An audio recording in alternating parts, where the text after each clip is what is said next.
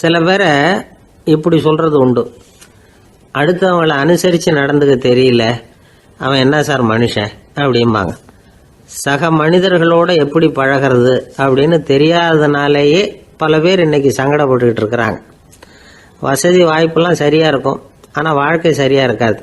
இன்னொருத்தர்கிட்ட எப்படி பேசுறது பழகிறதுங்கிறது தெரியாததுனால தான் இந்த அவஸ்தை. சரி, இந்த அவஸ்தை இல்லாமல் வாழறது எப்படி? இதுக்கு அனுபவசாலிகள் சில வழிமுறைகளை சொல்கிறாங்க. அதெல்லாம் என்னென்னங்கிறத இப்போ தெரிஞ்சுக்குவோம். முதல்ல நம்ம நாக்கு நம்ம கண்ட்ரோலில் இருக்கணும். வார்த்தைகளை கொட்டி விட்டு அதுக்கப்புறம் அள்ள முடியாமல் கிடந்து கஷ்டப்படக்கூடாது. எப்படி பேசுகிறோங்கிறதும் முக்கியம், பேசுகிறப்ப எப்படி முகத்தை வச்சிருக்கிறோங்கிறதும் முக்கியம். அன்பாக பேசினாலும் நல்லா இருக்கும். அப்படி பேசுகிறப்ப ஆதரவாக அவர் தோள் மேலே ஒரு கையை போட்டுக்கிட்டு பேசினா இன்னமும் நல்லா இருக்கும். ரெண்டாவது விஷயம், இன்னொருத்தர்கிட்ட பேசுகிறப்போ வாக்குறுதிகளை அள்ளி வீசக்கூடாது. கொடுக்குற வாக்குறுதி குறைச்சலாக இருக்கணும். அப்படி கொடுத்த வாக்குறுதியை கண்டிப்பாக நிறைவேற்றணும். நாம் ஒருத்தரை பாராட்டுறோம் அல்லது அவரை பற்றி அபிப்பிராயம் சொல்கிறோம்னா அது ஆக்கப்பூர்வமாக இருக்கணும். நம்ம பாராட்டு அல்லது விமர்சனம் அடுத்தவருடைய முன்னேற்றத்துக்கு உதவுறது மாதிரி இருக்கணும். நாம் சொல்கிறத கேட்டுட்டு அவன் தலையில் கையை வச்சுட்டு உட்காந்துடக்கூடாது. எப்பவும் உற்சாகமாக இருக்கணும், முகம் மலர்ச்சியாக இருக்கணும். மனுஷன் இருந்தால் வருத்தம், கவலை, ஏமாற்றம் எல்லாம் இருக்க தான் செய்யும். அதெல்லாம் மனசில் இருக்கட்டும். அந்த வருத்தமும் கவலையும் ஏமாற்றமும் சேர்ந்துக்கிட்டு நம்ம முகத்தில் இருக்கிற மலர்ச்சியை மூடி மறைக்கிறதுக்கு நாம் இடம் கொடுத்துடக்கூடாது. எந்த விஷயத்தை பற்றி யாருக்கிட்ட பேசினாலும் வெளிப்படையாக பேசணும், திறந்த மனசோட பேசணும். மூடி மறைச்சி முன்னு மூழ்கிக்கிட்டு இருக்கக்கூடாது. இன்னொருத்தர்கிட்ட பேசுகிறப்போ விவாதம் பண்ணுங்க, அது தப்பு இல்லை. ஆனால் வாதாடிக்கிட்டு இருக்கக்கூடாது. அதாவது என்ன சொல்கிறாங்கன்னா, டிஸ்கஸ் பண்ணலாம், ஆர்கியூ பண்ணக்கூடாதான். நம்மக்கிட்ட இருக்கிற நல்ல குணங்களை நாம் எடுத்து சொல்லிகிட்டு இருக்கக்கூடாது.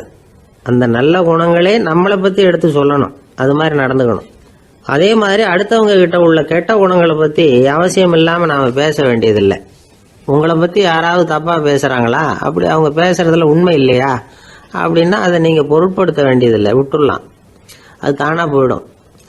ஒரு 4-5 பேரோட பேசிக்கிட்டு இருந்தீங்கன்னா எல்லாருக்கும் முக்கியத்துவம் கொடுங்க, யாரையும் அலட்சியப்படுத்தாதீங்க. தமாஷா பேசலாம், ஆனால் அவங்க தமாஷ் அடுத்தவங்களை கேலி பண்ணுறதா இருக்கக்கூடாது. நமக்கு கிடைக்க வேண்டியது கிடைக்கலையே அப்படிங்கிற தவிப்பு நம்மக்கிட்ட இருக்கக்கூடாது. அது தேவையில்லை. உங்கள் செயல்பாடுகள் தெளிவாக இருக்கட்டும், பாராட்டு தானாக அவங்கள தேடிட்டு வரும். இன்னொரு மனுஷனுடைய மனசில் கௌரவமான ஒரு இடத்த பிடிக்கணும்னா நாம் இந்த குணத்தையெல்லாம் நம்மக்கிட்ட வளர்த்துக்கணும். இதெல்லாம் அனுபவசாலிகள் சொல்லியிருக்கிற குறிப்புகள். இந்த குறிப்புகளை சரியாக புரிஞ்சுக்கணும், அது முக்கியம். தப்பாக புரிஞ்சுக்கிட்டா என்ன ஆகும் தெரியுமா? இதை கேளுங்க. ஒருத்தர் வந்தார், சார் அடுத்தவங்க தோள் மேலே கையை போட்டுக்கிட்டு அன்பாக பேசணும்னு சொன்னீங்க, அப்படி தான் பேசினேன். அவர் முதுகை கூட தட்டி கொடுத்தேன், என் வேலை போயிட்டுது சார், வீட்டுக்கு அனுப்பிச்சிட்டாங்க அப்படின்னார். யாருக்கிட்ட அப்படி பேசுனீங்கன்னு கேட்டோம். என் முதலாளிகிட்ட சார் அப்படிங்கிறார் ரொம்ப சோகமாக. ஒரு சின்ன பையன் வந்தான், அவனை பார்த்து ஒரு கேள்வி கேட்டோம். ஏன்ப்பா உங்கள் வீட்டில் அம்மா புத்திசாலியா அப்பா புத்திசாலியா அப்படின்னு. அவன் அலட்சியமாக நம்மளை பார்த்து சிரிக்கிறான். என்ன சார் இது, இந்த காலத்தில் இது கூட தெரியாமல் இருக்கிறீங்களே அப்படிங்கிறான். ஒரு சின்ன பையன் நம்மளை பார்த்து இப்படி கேட்டு விட்டானே அப்படின்னு நினைக்கிறப்போ நமக்கு ஒரு மாதிரி ஆகிடும். அதுக்கப்புறம்தான் இந்த தாத்தா பாட்டிலாம் சொல்கிற ஒரு கதை ஞாபகத்துக்கு வந்தது. அது என்ன கதை தெரியுமா? ஒரு ஊரில் ஒரு அம்மாவும் பிள்ளையும் இருந்தாங்களாம்.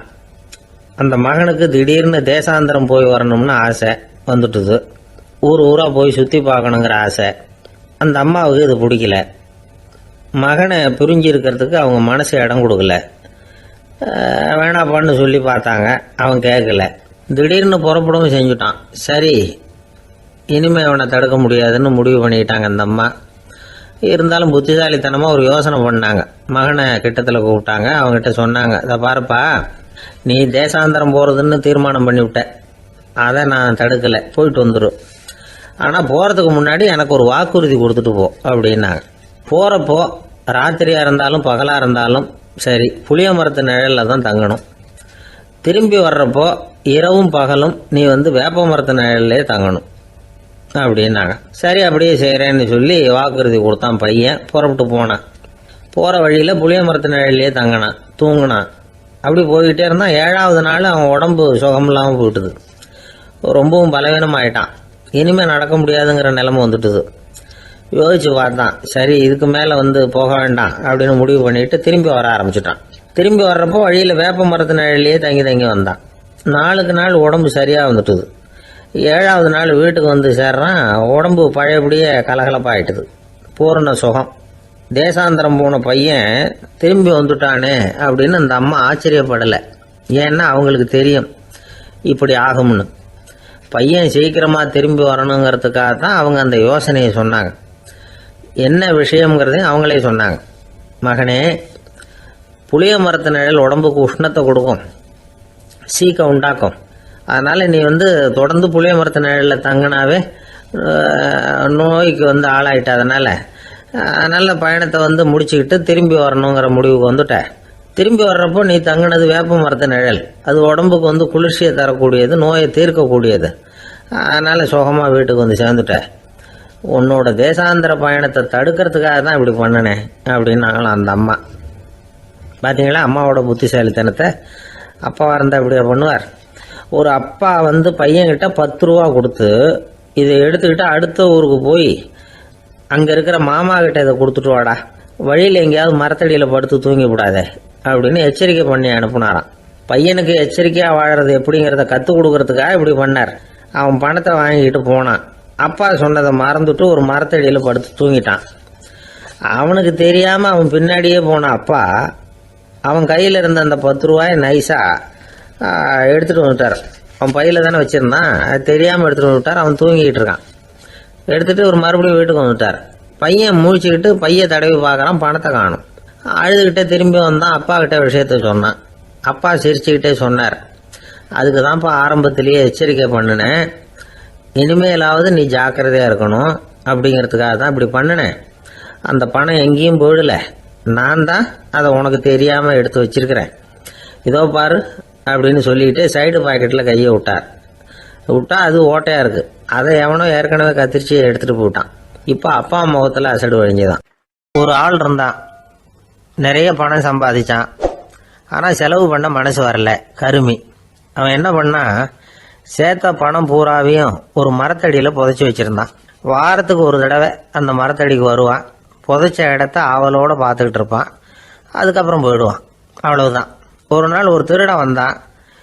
இவன் புதைச்சி வச்சுருந்ததெல்லாம் எடுத்துகிட்டு போயிட்டான். இது தெரிஞ்சு போச்சு.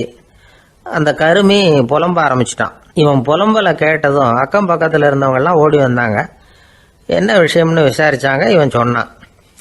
ஒரு பெரியவர் கேட்டார், ஏப்பா வாரம் இந்த இடத்த பார்க்குறதாக சொன்னியே, எப்போவாவது இதில் இருக்கிற பணத்தை எடுத்து செலவு பண்ணியிருக்கியா அப்படின்னு கேட்டார். நான் அப்பப்போ அதை பார்க்கறது தான் வழக்கம், அதை தொட்டதே இல்லைன்னு அவன். சரி அப்படின்னா இப்போவும் நீ அதே மாதிரி வாரம் ஒரு தடவை இந்த இடத்த பார்த்துட்டு போகலாமே அப்படின்னாராம் அந்த பெரியவர். அதுவும் சரிதானே, எவ்வளவு காலமானாலும் அவன் அந்த பணத்தை எடுத்து செலவு பண்ண போகிறதில்ல.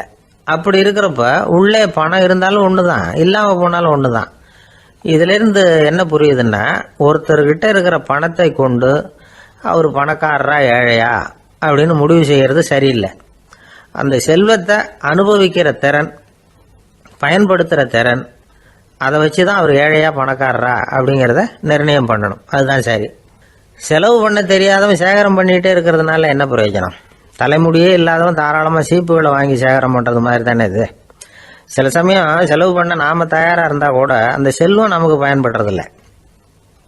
அரேபியாவில் ஒரு நகை வியாபாரி விலை உயர்ந்த முத்துக்களை எல்லாம் அவர் வச்சு வியாபாரம் பண்ணிகிட்டு இருந்தார். அவர் ஒரு சமயம் ஒரு பாலைவனம் வழியாக போயிட்டு இருக்கிறார் ஒட்டகத்தில். அப்போது திடீர்னு கடுமையான புயல் வீச ஆரம்பிச்சுட்டுது. திசை தவறி இவர் எங்கேயோ வந்துட்டார். கூட வந்தவங்களையும் காணலை, எங்கே போனாங்களும் தெரியல. இவர் ரொம்ப பயந்து போய் அங்கே எங்கேயுமா அலைஞ்சு திரியிறார். வழியே தெரியல. பசி கடுமையாயிட்டுது. ஒட்டகத்து முதுகில் ஒரு மூட்டை இருந்தது. அதை பிரித்து பார்த்தார். உள்ளே ஏதாவது இருக்கான்னு தேடி பார்க்குறார். அது வரைக்கும் கண்ணில் தட்டுப்படாத அபூர்வமான ஒரு பை கண்ணில் பட்டுது. ஆஹா, அதில் ஏதாவது சாப்பிட்றதுக்கு இருக்கும் அப்படின்னு நினச்சி ஆவலாக அதை பிரித்து பார்க்குறார். அந்த பையில் விலை உயர்ந்த முத்துக்கள் நிறைய இருந்துதான். அப்போ தான் அவர் நினச்சாராம், விலை உயர்ந்த முத்துக்கள் கூட சாப்பிட்றதுக்கு உணவாக முடியாது அப்படிங்கிறத புரிஞ்சுக்கிட்டாராம். எந்த நேரத்தில் எது நமக்கு தேவையோ அது நமக்கு தாராளமாக கிடைக்கணும். அப்படி அது கிடைக்கிறதுக்கு நம்மக்கிட்ட இருக்கிற செல்வம் பயன்படணும். அது நமக்கும் பயன்படலாம், நம்ம மூலமாக அடுத்தவங்களுக்கும் பயன்படலாம். அதுதான் செல்வத்தின் பயன்.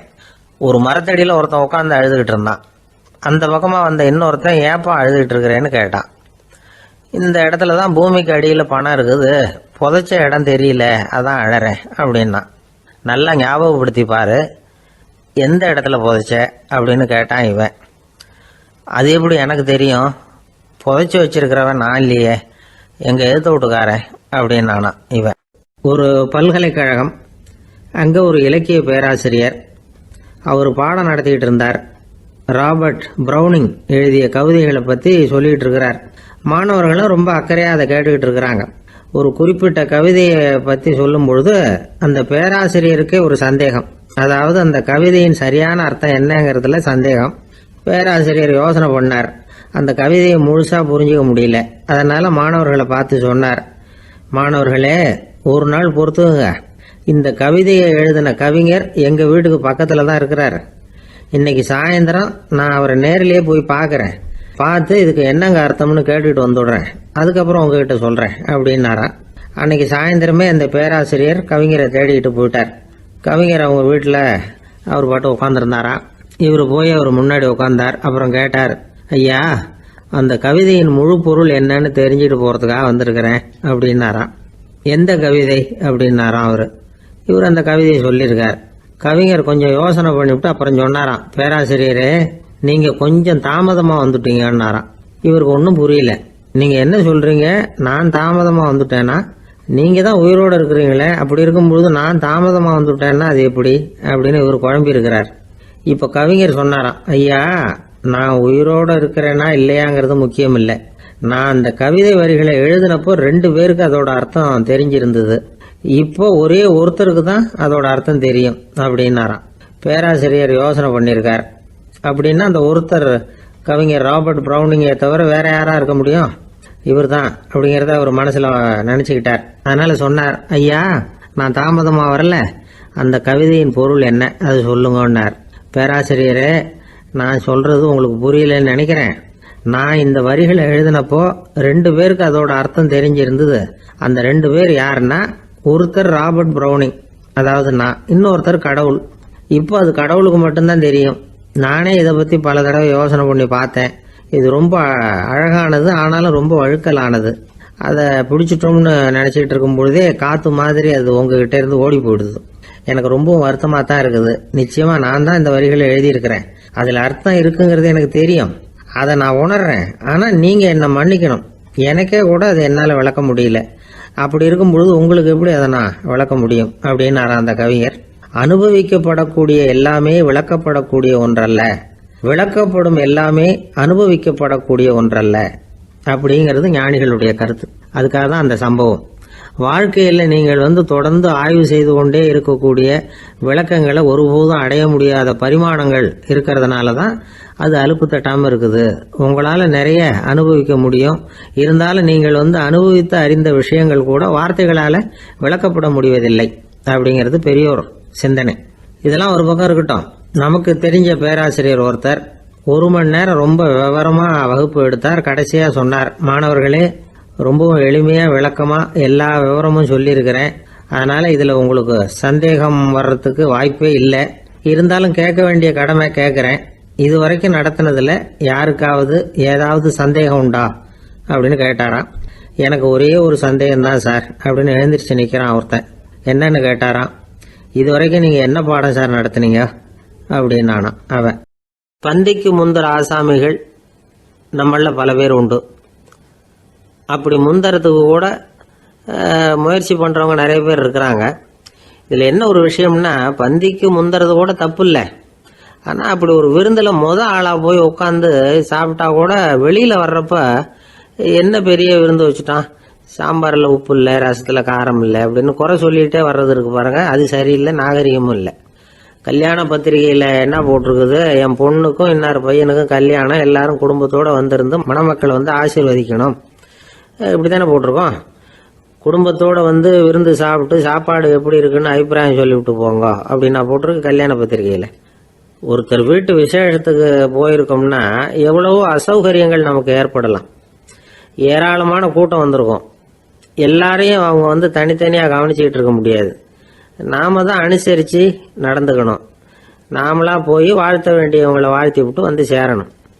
அதை விட்டுட்டு பத்திரிக்கை கொடுத்தானேன்னு போனேன், கவனிப்பே சரியில்லை அப்படின்னு புலம்பிக்கிட்டு இருக்கக்கூடாது. ஒரு விருந்துக்கு போனால் அங்கே எப்படி நடந்துக்கணும் அப்படிங்கிறத பற்றி கூட அனுபவசாலிகள் சில விவரங்கள்லாம் சொல்லியிருக்கிறாங்க. இந்த காலத்தில் கல்யாணம், பிறந்த நாள், அது இதுன்னு நிறைய விருந்துகள் நடக்குது. அதெல்லாம் எதுக்காக? மனித உறவுகளை வளர்த்துக்கிறதுக்காக தான், வேற எதுக்கு? ஒரு விருந்துக்கு போனால் அமைதியாக பொறுமையாக போய் உட்காரணும். அடித்து பிடிச்சிக்கிட்டு இடத்த பிடிக்க போகிறேன் அப்படின்னு நிற்கக்கூடாது. முதல் பந்தி நடந்துக்கிட்டு இருந்தால் அது முடிஞ்சு இலை எடுத்து சுத்தம் பண்ணதுக்கு அப்புறம் போய் உட்கார்றது தான் நாகரீகம். இலை எடுக்கிறதுக்கு முன்னாடியே அங்கே போய் உட்காந்தா நல்லா இருக்காது. நீங்கள் சாப்பிட்டுட்டு உட்காந்துருக்கீங்களா, சாப்பிட்றதுக்கு உட்காந்துருக்கீங்களா, பார்க்குறவங்களுக்கு சந்தேகம் வந்துடும். அதே மாதிரி இலையில எல்லா ஐட்டமும் பரிமாறினதுக்கு அப்புறம் சாப்பிட ஆரம்பிக்கணும். ஒவ்வொரு ஐட்டமாக வைக்க வைக்க நாம் பாட்டுக்கு எடுத்து உள்ளே தள்ளிகிட்டே இருந்தோம்னா எதை வச்சோம் எதை வைக்கலன்னு பரிமாறினவரே குழம்பி போயிடுவார். ஏன்னா எப்போ பார்த்தாலும் இலை காலியாகவே இருக்கும். சாப்பிட்றப்போ உங்கள் சாப்பாட்டையே நீங்கள் கவனிக்கணும். அடுத்தவங்க இலையில என்ன இருக்குது, பக்கத்தில் இருக்கிறவர் எதை அதிகமாக சாப்பிட்றார், இதெல்லாம் நமக்கு என்னத்துக்கு? எல்லாரும் சாப்பிட்டு முடிக்கிற வரைக்கும் பொறுமையாக இருக்கிறது தான் நல்லது. நீங்கள் மட்டும் திடீர்னு பாதியில் எழுந்திரிச்சு பக்கத்தில் இருக்கிறவங்களுக்கு சங்கடமாக இருக்குமேங்கிறதெல்லாம் யோசிக்காமல் நீங்கள் பாட்டு எழுந்திரிச்சு போகக்கூடாது. பக்கத்தில் உள்ளவங்க உங்களை எழுந்திரிக்க சொன்னால் எழுந்திரிச்சு போகலாம். விருந்துகளில் சாப்பாட்டை வீணாக்கிறதே ஒரு நாகரிகமாக போட்டுது. இந்த காலத்தில் சாப்பாட்டுக்கே கஷ்டப்பட்டுக்கிட்டு பல பேர் இந்த உலகத்தில் இருக்கிறப்போ சாப்பாட்டை வீணாக்கிறது எவ்வளோ பெரிய மோசங்கிறத நினச்சி பார்க்கணும். வேணுங்கிற அளவுக்கு கேட்டு வாங்கி சாப்பிட்றது தான் முறை. விருந்தில் இந்த பஃபே அப்படின்னு சொல்லி ஒரு முறை சொல்கிறாங்கல்ல, அதாவது உணவு வகைகளையெல்லாம் பொதுவாக ஒரு இடத்துல வச்சுடுறது, நமக்கு தேவையானதை நாமே எடுத்துட்டு ஒரு தட்டில் போட்டுக்கிட்டு சாப்பிட வேண்டியது. இதில் கூட சில பேர் தேவைக்கு அதிகமாக எடுத்து போட்டுக்கிட்டு வீணாக்குறாங்க. சில சமயம் வந்து கடைசியாக சாப்பிட போகிறவங்களுக்கு எல்லா ஐட்டமும் கிடைக்காம போகலாம். அதை போய் பெருசு பண்ணிகிட்டு இருக்கக்கூடாது. என்ன சார் இந்த அளவுக்கு கூடவா நாகரிகம் தெரியாமல் இருக்கிறோம், இதை போய் பெருசாக சொல்ல வந்துட்டீங்களே அப்படின்னு நினைக்கலாம். ஒருத்தர் 2 பேருக்கு இந்த விவரம் தேவைப்படலாம். அவங்க காதலையும் இது விழட்டுமேங்கிறதுக்காக தான் இது. ஒரு பெரிய கல்யாண விருந்து நடந்துக்கிட்டு இருந்தது. விருந்து மண்டபத்து வாசலில் ஒருத்தர் நின்றுக்கிட்டு வர்றவங்களையெல்லாம் ரொம்ப மரியாதையாக வணங்கி உள்ளே அனுப்பி வச்சுக்கிட்டு இருந்தார். எப்படி தெரியுமா? வர்றவங்க கையெல்லாம் பிடிச்சி முத்தம் கொடுத்து அதுக்கப்புறம் உள்ளே அனுப்பி வச்சுக்கிட்டு இருந்தாராம்.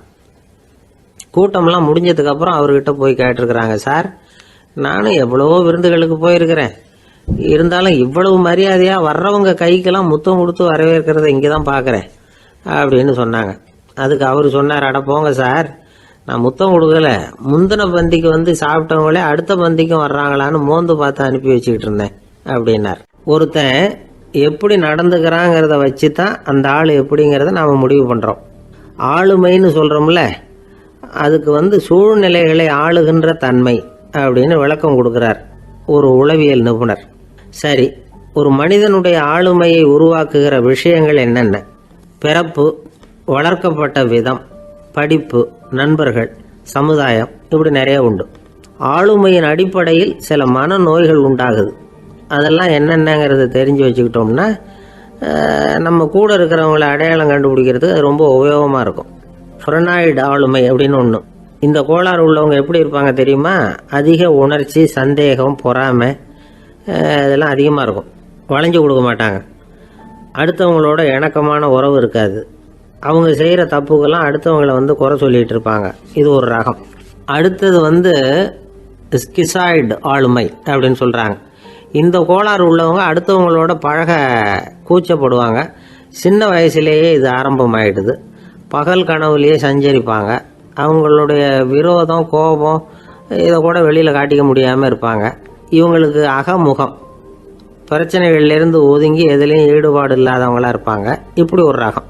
அடுத்தது சைக்ளோதமிக் ஆளுமை அப்படின்னு சொல்கிறாங்க. அது என்னென்னா உணர்ச்சிகளில் ஏற்றத்தாழ்வு அதிகமாக இருக்குமா.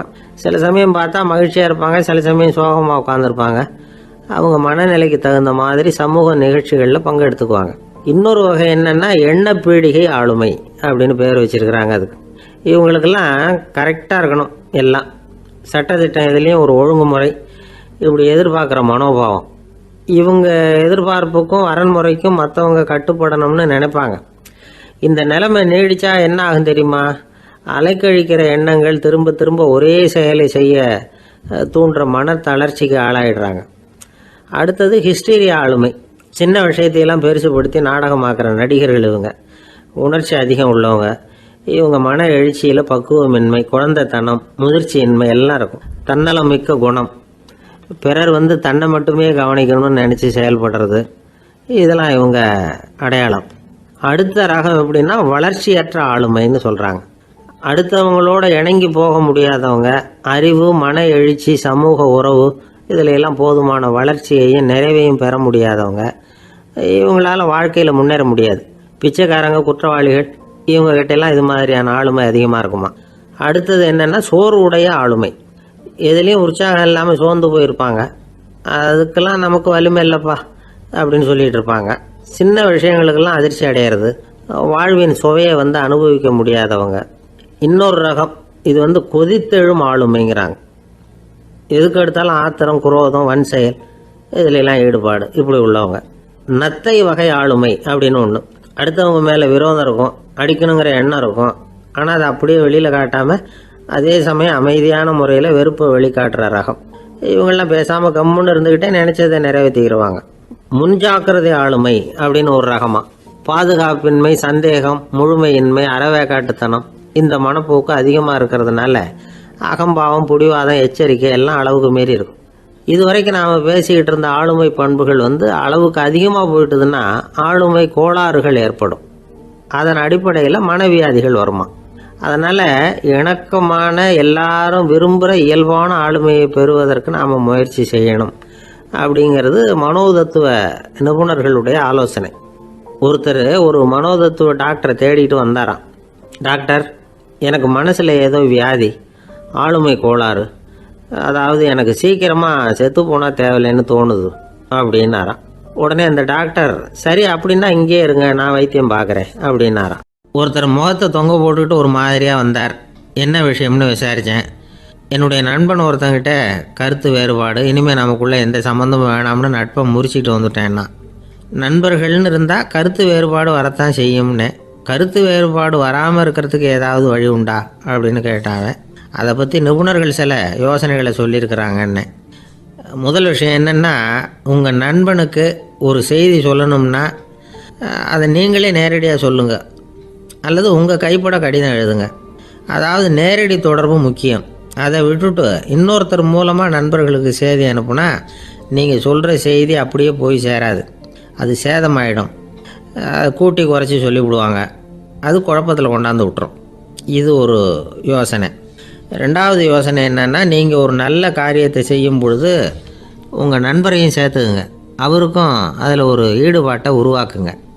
மூணாவது யோசனை, நம்ம பக்கத்தில் இருக்கிற நண்பர் மகிழ்ச்சி அடைகிற மாதிரி ஏதாவது செய்யணும். சின்ன சின்ன செயல்களாக இருந்தாலும் பரவாயில்ல, அவர் நமக்கு எதுவும் செய்யலையே, நாம் எதுக்கு செய்யணும் அப்படின்னு நினச்சிக்கிட்டு இருக்கக்கூடாது. நாலாவது யோசனை என்னென்னா, உங்களுக்கு ஒரு பிரச்சனையா அல்லது உங்கள் நண்பருக்கு ஒரு பிரச்சனையா, எதுவாக இருந்தாலும் 2 பேரும் சேர்ந்து உட்காந்து ஆலோசனை பண்ணுங்கள். நம்ம யோசனையும் கேட்கப்படுதே அப்படிங்கிற நினைப்பே அவருக்கு ஒரு மன நிறைவை உண்டாக்குமா. 5வது யோசனை, உங்கள் நண்பர் ஏதோ ஒரு காரியத்தை செய்கிறார், நீங்கள் உடனே அவசரப்பட்டு நீ செய்கிறது தப்புன்னு தீர்ப்பு சொல்லக்கூடாது. அவர் அதை செய்யறதுக்கான நியாயங்கள் எவ்வளோ இருக்கும், அதை புரிஞ்சுக்கிறதுக்கு முயற்சி பண்ணணும். 6வது யோசனை, உங்கள் நண்பர் என்ன சொன்னாலும் அதை பொறுமையாக கேளுங்க. அவர் சொல்கிறத புரிஞ்சுக்கணும், அவர் சொல்ல விரும்புகிறத புரிஞ்சுக்கணும், அவர் சொல்ல முடியாமல் தவிக்கிறதையும் புரிஞ்சுக்கணும். இப்படி 3 விதமாகவும் அவரை புரிஞ்சுக்கிட்டு அதுக்கு தகுந்த மாதிரி செயல்படணும். 7வது யோசனை என்னென்னா, உங்கள் நண்பர் உங்ககிட்ட ஏதோ ஒரு கருத்தை சொல்கிறார், அது உங்களுக்கு பிடிக்கல, அதுக்காக உடனே நீ சொல்கிறது சரியில்லை, நான் ஒத்துக்க மாட்டேன் அப்படின்லாம் மறுத்துக்கிட்டு இருக்கக்கூடாது. அவர் சொல்கிறத கேட்கணும், பொறுமையாக சிந்திக்கணும், அதுக்கப்புறம் பதில் சொல்லணும். இப்படிலாம் நடந்துக்கிட்டால் நண்பர்களுக்குள்ள கருத்து வேறுபாடு வர்றதுக்கு வாய்ப்பே இருக்காது அப்படின்னு வல்லுநர்கள் தொகுத்து சொல்லியிருக்கிறாங்க இந்த யோசனைகளை. எனக்கு தெரிஞ்ச சில நண்பர்கள் உண்டு, அவங்களுக்குள்ளேயும் கருத்து வேறுபாடுகள் வராமல் இருக்கிறதுக்கு சில நுட்பங்களை கையாளுறது உண்டு. ஒருத்தர் சொன்னார், அந்த டாக்டர் சின்ன வயசுலேருந்து என் கூட பழகினவர், நாங்கள் 2 பேரும் இணை பிரியாத நண்பர்கள். இருந்தாலும் எனக்கு உடம்பு சரியில்லைன்னா நான் அவர்கிட்ட வைத்தியம் பார்த்துக்க மாட்டேன் அப்படின்னார் ஒருத்தர். ஏன் அப்படின்னு கேட்டேன். எங்கள் நட்பு கெட்டுப்படக்கூடாது இல்லையா, அதனால தான் அப்படின்னார் இவர். ஒரு சிகை அலங்கார கூடம் ரொம்ப சுறுசுறுப்பாக எல்லாரும் வேலை செஞ்சுக்கிட்டு இருக்கிறாங்க. முடி வெட்டிக்க வந்திருக்கிறவங்க நிறைய பேர் எல்லாரும் வரிசையாக உட்காந்துருக்குறாங்க. அந்த சமயத்தில் திடீர்னு கதவை திறந்துக்கிட்டு ஒருத்தர் உள்ளே வர்றார். அவர் ஒரு பெரிய மனிதர். அவரும் முடி வெட்டிக்கிறதுக்காக தான் உள்ளே வந்திருக்கிறார். அவரை பார்த்த உடனே அங்கே வரிசையில் உட்காந்துருந்தவங்க எல்லாரும் எழுந்திரிச்சு அவர்கிட்ட வந்துட்டாங்க. அவரை சுற்றி நின்றுக்கிட்டாங்க. எப்படி இருக்கிறீங்க, நல்லா இருக்கீங்களா அப்படின்னு விசாரிக்க ஆரம்பிச்சிட்டாங்க. எல்லாம் முடிஞ்சதும் வந்தவர் கேட்டார், வரிசையில் கடைசியாக இருக்கிறவர் யார் அப்படின்னு கேட்டார். ஏன்னு கேட்டாங்க. நான் அதுக்கு அடுத்தபடியாக உட்காரணும், அதுக்காக தான் கேட்குறேன் அப்படின்னார். உடனே அங்கே இருந்தவங்கெல்லாம் என்ன சொன்னாங்க தெரியுமா? நீங்கள் வரிசையில் காத்திருக்கக்கூடாது, நீங்கள் அரசாங்கத்தின் தலைவர், உங்களுக்கு நேரம் முக்கியம், அதனால் நீங்கள் முன்னாடி போங்க அப்படின்னு சொன்னாங்க. ஆனால் அதை அவர் கேட்கல. தோழர்களே, உங்களுடைய கருத்துக்கு ரொம்ப நன்றி. எல்லாரும் வரிசையாக தான் வரணும், அதுதான் முறை. வரிசையில் வரணுங்கிற நடைமுறையை நானும் பின்பற்ற விரும்புகிறேன். நாம் எல்லாரும் சமமானவர்கள் அப்படின்னார். இப்படி சொல்லிவிட்டு வரிசையில் கடைசியாக இருந்த ஒரு நாற்காலியில் போய் உட்காந்துக்கிட்டார். தன் சட்டை பையில் இருந்த ஒரு செய்தித்தாளை எடுத்தார், படிக்க ஆரம்பிச்சிட்டார். ஆனால் அங்கே இருந்தவங்களால இதை பார்த்துக்கிட்டு சும்மா இருக்க முடியல. ஒருத்தர் எழுந்திரிச்சு வந்தார். ஐயா, இப்போ என்னுடைய முறை வந்திருக்குது, நான் தான் போக வேண்டிய முறை. உங்களை இங்கே காத்திருக்க வைக்கிறத விட ஒரு 5 ஆண்டுகளுக்கு கூட நான் முடி வெட்டிக்காமே இருந்துட முடியும் அப்படின்னார். அவர் மறுபடியும் சொன்னார், ஐயா, நீங்கள் வரிசை முறையை தாண்டி போக விருப்பப்படல, சரி, ஆனால் என்னுடைய முறையை மாற்றி கொடுக்கறதுக்கு எனக்கு முழு உரிமை இருக்குது. இதுக்கு பதிலாக உங்களுடைய கடைசி இடத்த நான் எடுத்துக்கிறேன், இதை நீங்கள் மறுக்க முடியாதுன்னார். அங்கே இருந்த மற்றவங்களும் இதை ஒரு மனசாக வற்புறுத்த ஆரம்பிச்சிட்டாங்க. அந்த பெரிய மனிதர் பார்த்தார், சரின்னு கடைசியாக ஒத்துக்கிட்டார். அவர் யார் தெரியுமா? அவர் தான் மாவீரர் லெனின். ரஷ்யாவில் கிரெம்ளின் சிகை அலங்கார கூடத்தில் தான் இது நடந்தது. எல்லாரும் இந்நாட்டு மன்னர்கள்னு வாயளவில் பேசுகிறதுல என்ன பிரயோஜனம்? நாம் எல்லாரும் சமங்கிறத நடைமுறையில் கடைபிடிச்சி காட்டினவங்க கொஞ்சம் பேர் தான். அவங்களில் ஒருத்தர் தான் லெனின். வரிசையில் நின்று வர்றதுங்கிறது ஒரு சிறந்த பண்பு, உயர்ந்த பண்பு.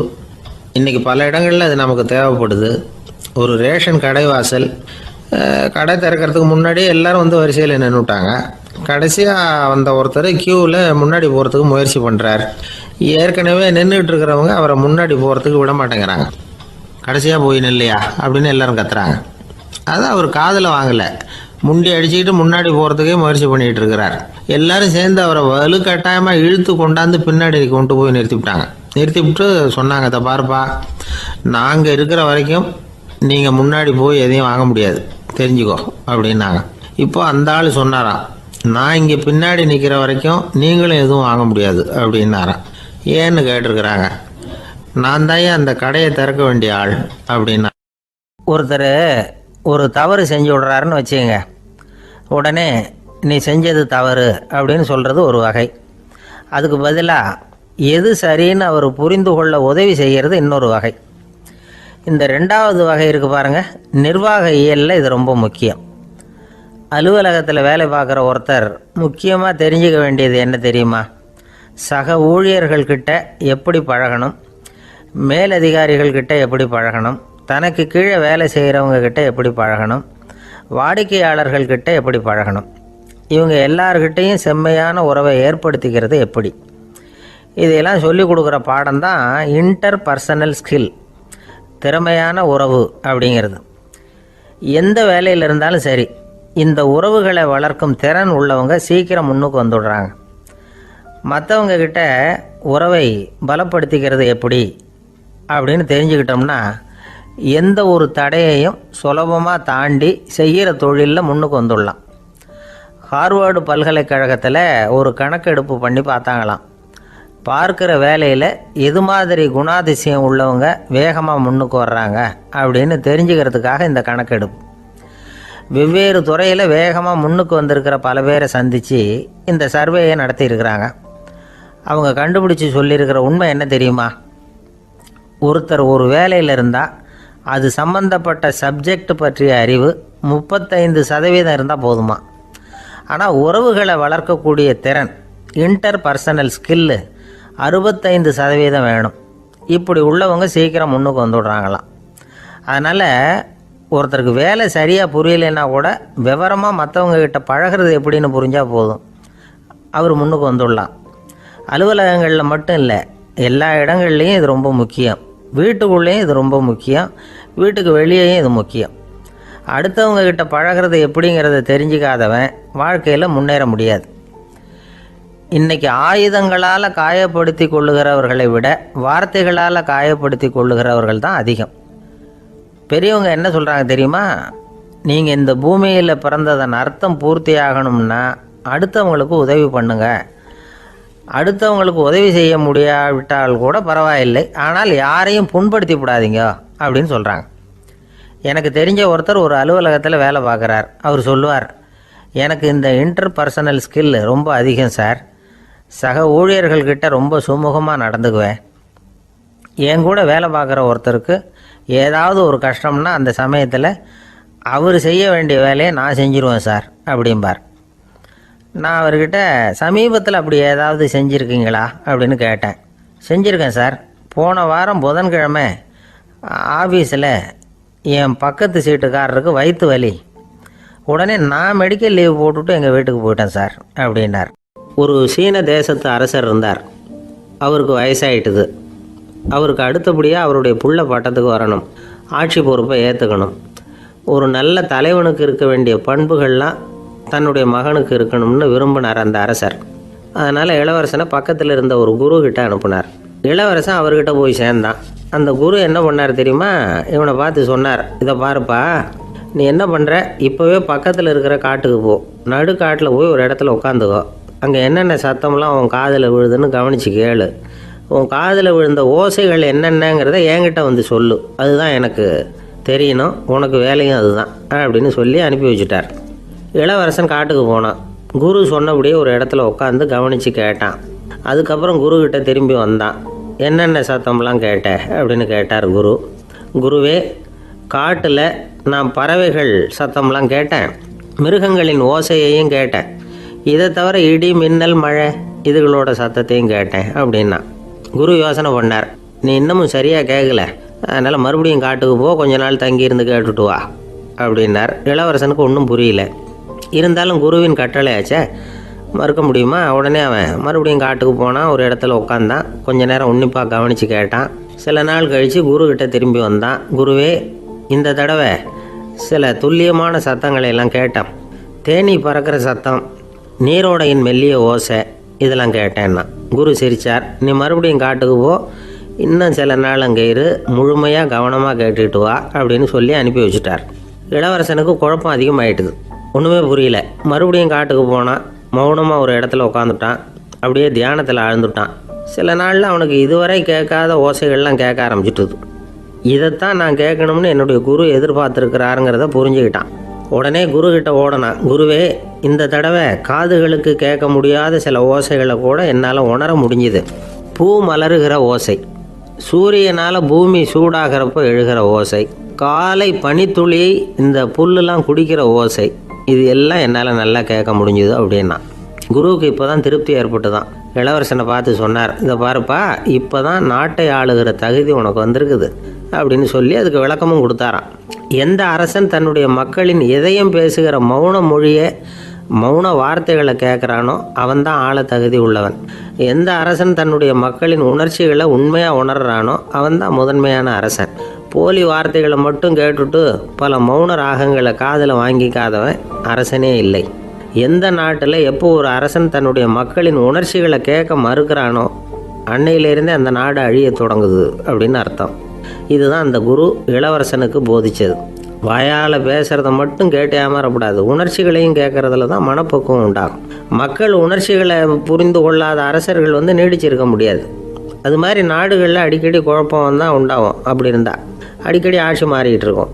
அப்படிப்பட்ட ஒரு தேசம், அங்கே ஒரு சிறைச்சாலையில் 3 கைதிகள் பேசிக்கிட்டு இருந்தாங்க. ஒருத்தன் சொன்னான், நான் இந்த நாட்டு ராஜாவை எதிர்த்து பேசிக்கிட்டு இருந்தேன், அதனால் என்னை பிடிச்சி கொண்டாந்து இங்கே போட்டுவிட்டாங்க அப்படின்னா ஒருத்தன்.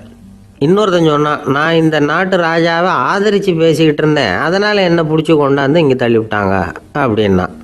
அது சரி, நீ என்ன தப்பு பண்ண அப்படின்னு சொல்லி 3வது ஆளை பார்த்து இவங்க கேட்டாங்க. அதுக்கு அந்த ஆள் சொல்கிறான், நான் தான் இந்த நாட்டு ராஜா அப்படின்னானா. ஒரு நண்பர், அவர்கிட்ட பேசிக்கிட்டு இருந்தேன்.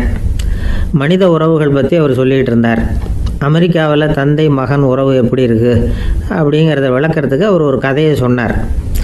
ஒரு அப்பா பகல் பூராவும் அலுவலகத்தில் வேலை, ஓடி ஆடி உழைச்சிக்கிட்டு களைச்சி போய் ராத்திரி 10 மணிக்கு மேலே வீடு திரும்பினான். வீட்டு வாசலில் அவரோட மகன் காத்துக்கிட்டு இருக்கிறான். இன்னமும் தூங்கலை. அப்பா வாசல்லையே தடுத்து நிறுத்தி, அப்பா உனக்கு சம்பளம் எவ்வளவு அப்படின்னு கேட்குறான். ஏற்கனவே ஆஃபீஸு பிரச்சனைகளால் அலுத்து போய் திரும்புகிற அப்பாவுக்கு கோவம் வந்துடுது.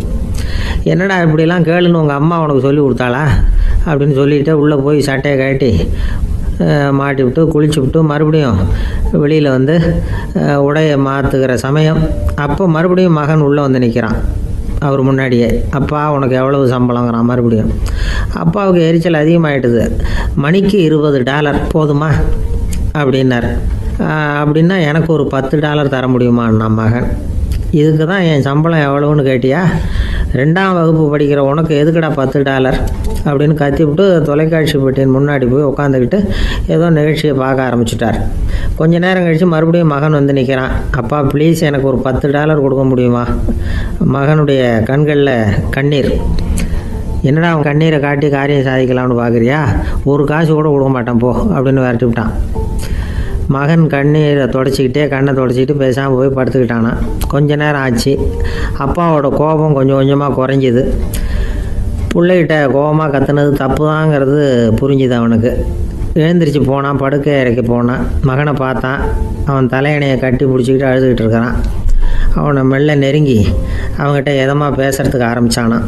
எதுக்குடா உனக்கு $10 பள்ளிக்கூடத்தில் கேட்டாங்களா அப்படின்னு கேட்டானான். மகன் சொல்லியிருக்கான், இல்லை டாடி, உனக்கு 1 மணி நேரம் சம்பளம் $20ன்னு சொன்னேன். நீ ஏற்கனவே எனக்கு கொடுத்த பாக்கெட் மணி $10 என்கிட்ட இருக்குது. இப்போ நீ இன்னொரு $10 கொடுத்தீங்கன்னா அதையும் சேர்த்து $20 ஆகிடும். அந்த $20 நான் உனக்கு கொடுத்துருவேன். அப்படி கொடுத்தா நீ என் கூட 1 மணி நேரம் செலவழிப்ப இல்லையா? அதுக்காக தான் $10 கேட்டேன் அப்படின்னு சொன்னானோ. அந்த அப்பா கண்ணு கலங்கி போச்சான்.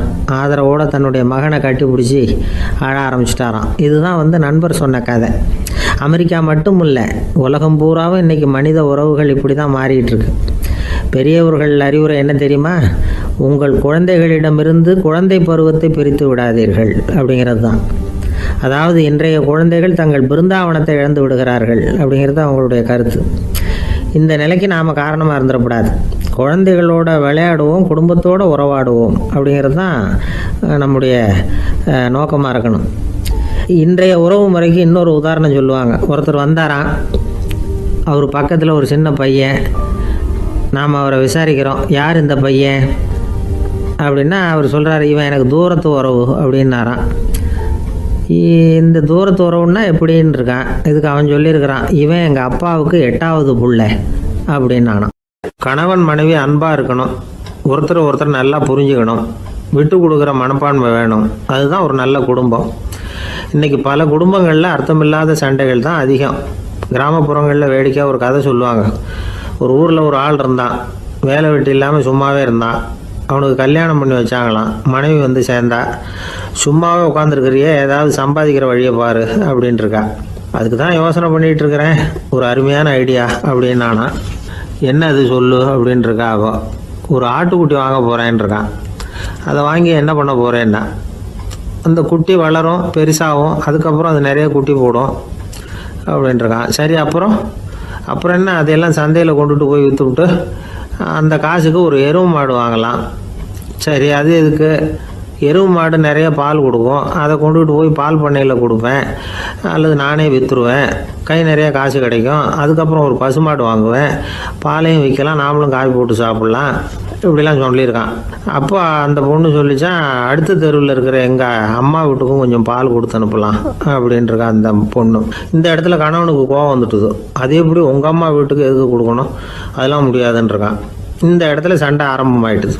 கொஞ்ச நேரத்தில் 2 பேரும் சத்தம் போட ஆரம்பிச்சிட்டாங்க. கடுமையான சண்டை நடக்கிறத பக்கத்து வீட்டுக்காரன் காதில் வாங்கினான். அவன் ஓடியாந்தான். அவனுக்கு தெரியும், வாங்காத மாட்டுக்காக இப்படி சண்டை போட்டுக்கிட்டு இருக்கிறாங்கங்கிறது அவனுக்கு புரியும். அவன் ஓடி வந்து சொன்னான், ஏண்டா உன்னோட பசுமாட்டை ஒழுங்காக கட்டி போடக்கூடாதான்ருக்கான். என்னடா சொல்கிறேன்னா, இவன் உன் மாடு என் தோட்டத்தில் வந்து மேய்ஞ்சுட்டுது, பயிரெலாம் நாசமாயிட்டுது, 10,000 ரூபா அளவுக்கு சேதம், அதை வாங்கிட்டு போகிறதுக்கு தான் வந்தேன், குடுறா 10,000 நானா. இவன் அரண்டு போயிட்டான். அப்புறம் சொன்னான், டே நான் இன்னும் மாடே வாங்கலையே, அதுக்குள்ளே அது வந்து எப்படிடா உன் தோட்டத்தில் மேயும், என்னடா வளர்றேன்ருக்கான். நீ தாண்டா இப்போ உளறிக்கிட்டு இருக்க, மாடே வாங்கலை, அதுக்குள்ளே எப்படிடா வந்து உன்னுடைய மனைவி அவங்க அம்மா வீட்டுக்கு பால் கொடுத்து அனுப்ப முடியும் அப்படின்னு அவன் கேட்டானா. நம்ம ஆளுக்கு இப்போ தான் புத்தி வந்துதான். அர்த்தமே இல்லாத சண்டை போட்டுக்கிட்டு இருக்கிறோம் அப்படிங்கிறத அவன் புரிஞ்சுக்கிட்டானான். இது நம்ம முன்னோர்கள் சொல்லியிருக்கிற ஒரு கதை. சண்டையில் தான் அர்த்தம் இல்லையே தவிர கதையில் அர்த்தம் உண்டு. அதாவது இல்லாத விஷயங்களுக்காக சண்டை போட்டுக்கிட்டு இல்லறத்தை வீணாக்கிக்கிட்டு இருக்கிற மனிதர்கள் இன்றைக்கு நிறைய பேர் இருக்கிறாங்க. ஒருத்தன் தன்னுடைய மனைவியை பற்றி மாமனார்கிட்ட புகார் சொன்னானா, மாமா உங்கள் பொண்ணு அர்த்தமில்லாத சண்டை போடுறா, எதுக்கு எடுத்தாலும் எடுத்து எறிஞ்சு பேசுகிறா அப்படின்ட்டுருக்கான். நீ எப்படி மாப்பிள்ளை அதை சமாளிக்கிற அப்படின்னு கேட்டிருக்காரு அவர். அவள் எடுத்து எறிகிறது என் மேலே படாமல் ஒதுங்கி நின்றுக்கிறேன் அப்படின்னு நானா இவன். ஒரு பெரியவர்கிட்ட பேசிக்கிட்டு இருந்தேன். அவர் என்கிட்ட ஒரு கேள்வி கேட்டார். திருடர்கள் எத்தனை வகை தெரியுமா உனக்கு அப்படின்னார். இதுதான் அவர் கேட்ட கேள்வி. எதுக்காக என்ன பார்த்து அந்த கேள்வி கேட்டார் தெரியல. இருந்தாலும் நான் அவருக்கு பதில் சொன்னேன். திருடர்களில் எத்தனையோ வகை உண்டுங்க. கார் திருடன், சைக்கிள் திருடன், முகமூடி திருடன், எப்படி சொல்லிகிட்டே போகலாம். இருந்தாலும் என்னுடைய சிற்றறிவுக்கு எட்டின வரையில் திருடர்களை 2 வகையாக பிரிக்கலாம் அப்படின்னு நினைக்கிறேன். ஒன்று ராத்திரியில் திருடுற திருடன், இன்னொருத்தன் பகலில் திருடுற திருடன். அதாவது பகல் திருடன், ராத்திரி திருடன் அப்படின்னு பெரியவர் சிரித்தார். என்ன சிரிக்கிறீங்களே, என்ன கள்வர்கள் 4 வகை அப்படின்னு ஆரம்பித்தார். எப்படின்னு கேட்டேன். சாப்பாட்டுக்கு இல்லாமல் திருடுறாங்க பாருங்க, அது ஒரு வகையான். சாப்பாட்டுக்கு இருந்தும் திருடுறாங்க பாருங்க, அது ஒரு வகையான்.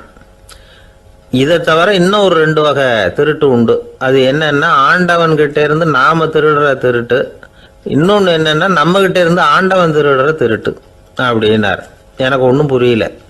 என்ன சார் இது, ஆண்டவனையே திருடன்னு சொல்றீங்களே அப்படின்னு ஆச்சரியமா. ஆமாங்க, ஆண்டவனை கல்வன்னு சொல்றது இல்லையா. காஞ்சிபுரத்துக்கு பக்கத்தில் திருக்கார்வனம் அப்படின்னு ஒரு ஊர் இருக்கு. அங்கே உள்ள பெருமாளுக்கு கல்வர்னு தான் பேர். அது மட்டும் இல்லை, திருமங்கை ஆழ்வார் தம்முடைய திருநெடுந்தாண்டகத்தில் கார்வனத்துள்ளாய் கல்வா அப்படின்னு தான் அழைக்கிறார் அப்படின்னு நிறைய உதாரணம்லாம் சொல்ல ஆரம்பித்தார். அதுக்கப்புறம் அவர்கிட்ட பேசி நான் புரிஞ்சுக்கிட்ட விவரங்களை தான் இப்போ உங்ககிட்ட சொல்ல போகிறது. அதாவது அவர் சொன்ன முதல் வகை திருடர்கள் சாப்பாட்டுக்கு இல்லாமல் திருடுறவங்க. இவங்களை திருத்தி போடலாம். சாப்பாட்டுக்கு இருந்தும் பணம் சேர்க்கணுங்கிற ஆசையால் பொய் கணக்கெல்லாம் எழுதுறாங்க பாருங்க, அவங்க தான் 2வது வகை. 3வது வகை திருட்டு தான் மிகப்பெரிய திருட்டு. இறைவனுக்கு சொந்தமானதை நம்முடையதுன்னு நினைக்கிற திருட்டு. எது இறைவனுக்கு சொந்தமானது அப்படின்னா ஆத்மா. பகவானுக்கு சொந்தமான ஆத்மாவை நம்முடையதுன்னு நினைக்கிறது தான் அந்த மாபெரும் திருட்டு. இதுக்கு பேர் தான் ஆத்மாபகாரமா. சரி, இதுக்கு பரிகாரம் என்ன? எல்லாம் இறைவனுடையது, நமக்கு ஒன்றும் இல்லை அப்படின்னு நினைக்கிறது தான் இதுக்கு பரிகாரம். இதெல்லாம் இருக்கட்டும். 4வது திருட்டு ஒன்று சொன்னோம்ல, ஆண்டவன் நம்மகிட்ட இருந்து திருடுறது. அது எப்படி? ஆண்டவனை கல்வன்னு சொல்கிறாங்க, அது சரி. அவர் என்னத்தை திருடினார்? இப்போ இன்னொருத்தருக்கு சொந்தமான ஒன்றை எடுத்து வச்சுக்கிறது தான் கள்ளத்தனம். ஆனால் ஆண்டவன் எடுத்துக்கிட்டோம்னா இருக்கிறது எல்லாமே அவனுக்கு சொந்தம். அப்படி இருக்கிறப்போ அவரை எப்படி கல்வன்னு சொல்கிறது? இது என்ன புரியாமல் இருக்குதே அப்படின்னு சொல்லி பார்த்தா அதுக்கும் விளக்கம் சொல்கிறாங்க அவங்க. அதாவது ஆண்டவனுக்கு உருவமே கிடையாது, அரூபமாக இருக்கிறவன், அதாவது உருவம் இல்லாமல் இருக்கிறவன். அப்படி உள்ள பகவான் நம்மளை மாதிரி உருவத்தில் இருக்கிறான். நம்மளை மாதிரியே கையை காலு மூக்கெல்லாம் இருக்குது ஆண்டவனுக்கு. இந்த உருவம் நம்மகிட்ட இருந்து திருடினது தானே.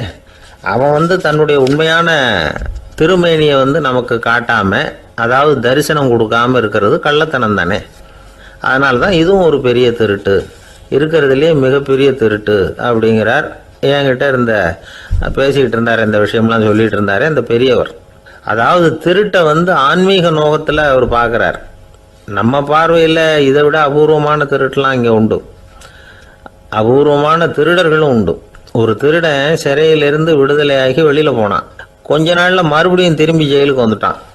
அப்போது சிறை அதிகாரி அவனுக்கு அறிவுரை சொன்னாராம்.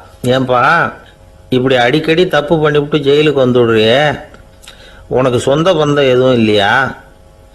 உனக்கு அப்பா, அண்ணன், தம்பிகள் அவங்க கூட எல்லாம் சேர்ந்து வாழணுங்கிற ஆசை இல்லையா அப்படின்னு கேட்டிருக்கார். அவங்களோட சேர்ந்து வாழணுங்கிற ஆசை எனக்கு நிறைய உண்டுங்க சார் அப்படின்னு அவன். அப்புறம் எதுக்கு இப்படி ஜெயிலுக்கு வந்துவிடுற அப்படின்னாரான் அவர். அவங்க எல்லாருமே இங்கே தானே சார் இருக்காங்க அப்படின்னு அவன். ஒரு ஊரில் ஒரு துறவி இருந்தார், புத்த சமய துறவி. அந்த ஊர் மன்னன் அவரை பற்றி கேள்விப்பட்டிருக்கான். ஒரு நாள் புறப்பட்டு போனான், துறவியின் பாதங்களை தொட்டு வணங்கினான். அதுக்கப்புறம் சொன்னான், ஐயா, நான் உங்களை அரண்மனைக்கு அழைச்சிட்டு போகிறதுக்காக வந்திருக்கிறேன். இனிமேல் நீங்கள் இங்கே எதுக்கு இருக்கணும் அப்படின்னானா. அவன் மனசுக்குள்ளே என்ன நினைப்புன்னா, இவர் எங்கே வர போகிறாரு, நான் ரொம்ப எளிமையானவன், எனக்கு எதுக்கு அரண்மனை வாசம்னு சொல்லிவிடுவார் அப்படின்னு நினச்சிருக்கான். ஆனால் அந்த துறவி என்ன பண்ணார் தெரியுமா? அப்படியா, சரி போகலாம், வா, போய் உன் ரதத்தை கொண்டுட்டு வா, அரண்மனைக்கு போகும்பொழுது அதுக்கு தகுந்த மாதிரி ஆடம்பரமாக போகணும் அப்படின்னு விட்டாரான்.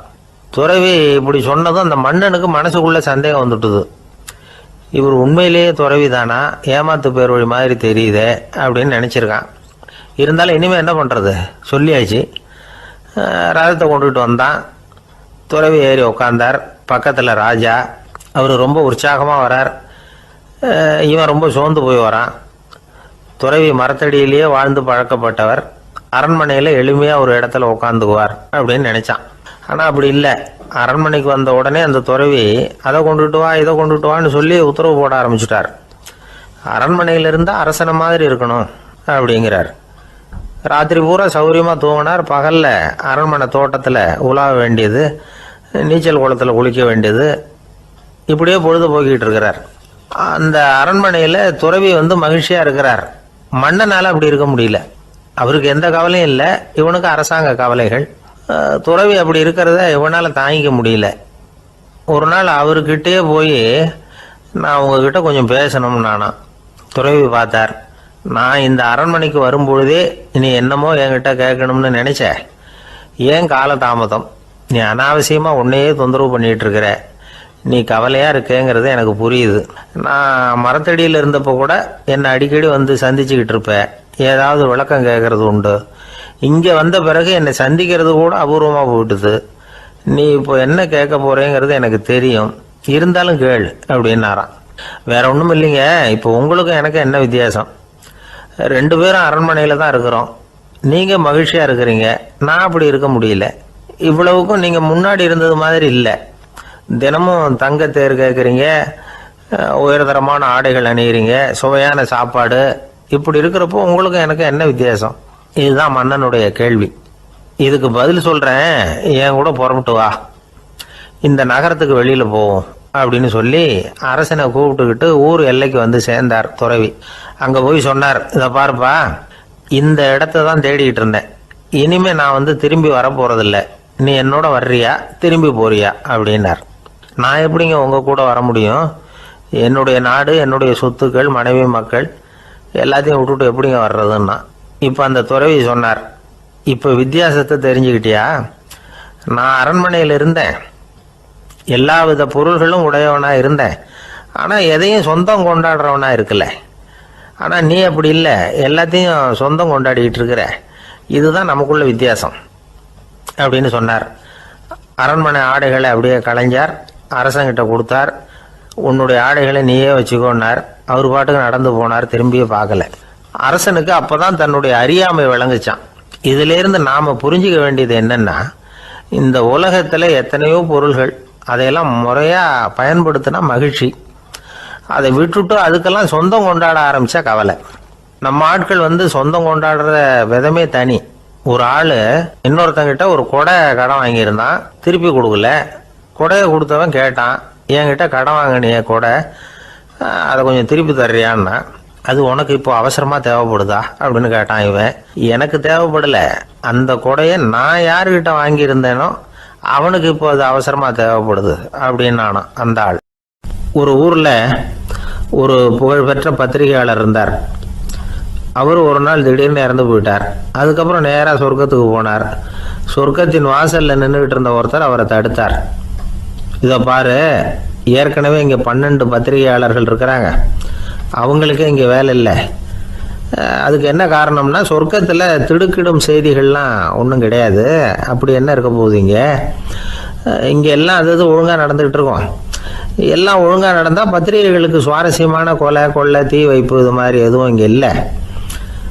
ஏற்கனவே இங்கே இருக்கிறவங்க எல்லாரும் மரத்தடியில் உட்காந்துக்கிட்டு தியானம் பண்ணிகிட்டு இருக்கிறாங்க. அந்த ஒரே செய்தி தான் தினமும் இங்கே வந்துக்கிட்டு இருக்குது. அதை படிக்கிறதுக்கே இங்கே ஆள் கிடையாது. அதனால் நான் என்ன சொல்கிறேன்னா, நீ பேசாமல் நரகத்துக்கே போயிடு. அங்கே எவ்வளவோ நிகழ்ச்சிகள் நடந்துக்கிட்டு இருக்கு. அங்கே தான் அதிகமான பத்திரிகையாளர்கள் தேவைப்படுறாங்க. அங்கே உனக்கு நிறைய வேலை இருக்கும். அதை செய்கிறதில்ல நீயும் மகிழ்ச்சியாக இருக்கலாம் அப்படின்னு சொன்னாராம். அங்கே அந்த சொர்க்கத்தின் வாசலில் நின்றுக்கிட்டு இருந்தவர். இந்த பத்திரிகையாளர் அங்கேயே நின்று கொஞ்சம் யோசனை பண்ணார். இவருக்கு சொர்க்கத்திலே இருக்கணும்னு தான் ஆசை. அதனால் மெதுவாக அவர்கிட்ட பேசினாராம். ஐயா, என்னை ஒரு 24 மணி நேரம் இங்கே உள்ளே இருக்கிறதுக்கு அனுமதி கொடுங்க. இங்கே இருக்கிற பல பத்திரிகையாளர்களை எனக்கு தெரியும். அவங்களில் சில பேரை சமாதானப்படுத்தி மெதுவாக பேசி நரகத்துக்கு அனுப்பி வச்சுட்றேன். நான் இங்கே இருந்துக்கிறேன். உங்கள் கணக்குப்படி 12 பேருக்கு மேலே இங்கே தாண்டாது. அப்படி பார்த்துக்கிறேன் அப்படின்னாராம். அவரும் யோசனை பண்ணி பார்த்துட்டு, சரி அப்படியே உனக்கு அனுமதி கொடுக்குறேன். ஆனால் ஒரு விஷயம், 24 மணி நேரம் தான் அனுமதி, அதுக்குள்ளே எல்லாம் நடக்கணும் அப்படின்ட்டுருக்கார். சரின்னு சொல்லிவிட்டு இந்த பத்திரிகையாளர் உள்ளே போனார். யோசனை பண்ணார். திட்டம் போட்டு ஒரு பொருளையை கிளப்பி விட்டார். சக பத்திரிகையாளர்கள் எல்லாம் கூப்பிட்டு சொன்னாராம், இந்த பாருங்கள், நரகத்தில் ஒரு பெரிய தினசரி பேப்பரை கொண்டுகிட்டு வர்றதுக்காக திட்டம் போட்டுக்கிட்டு இருக்காங்க. அதுக்கு பல அதிகாரிகள் தேவைப்படுறாங்க. நிறைய சம்பளம் கிடைக்கும். யார் யாரெல்லாம் நரகத்துக்கு போக ஆசைப்படுறாங்களோ அவங்கெல்லாம் போகலாம் அப்படின்னு ஒரு பொருளையை கிளப்பி விட்டார். 24 மணி நேரம் கழித்து வாசல் பக்கம் போனார். அங்கே இருந்தவர்கிட்ட எத்தனை பேர் வெளியேறினாங்கன்னு விசாரிச்சாராம்.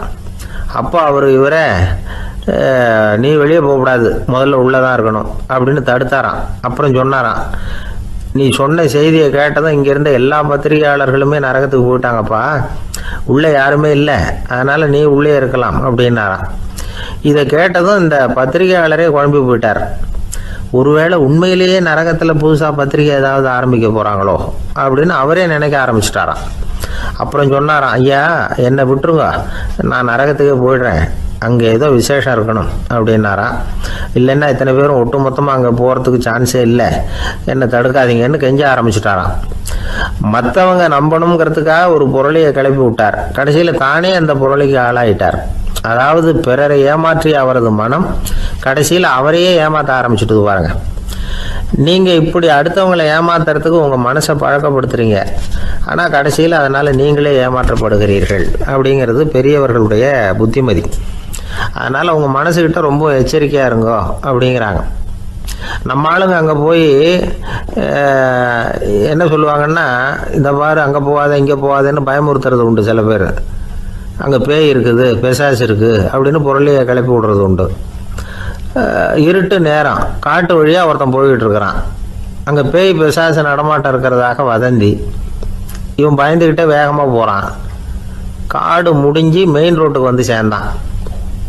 அப்பாடா, ஒரு பஸ்ஸு நின்றுக்கிட்டு இருக்கு தனியாக. இருட்டில் லேசாக தெரிஞ்சுது. ஓடி போய் ஏறி உள்ளே உட்காந்துக்கிட்டான்.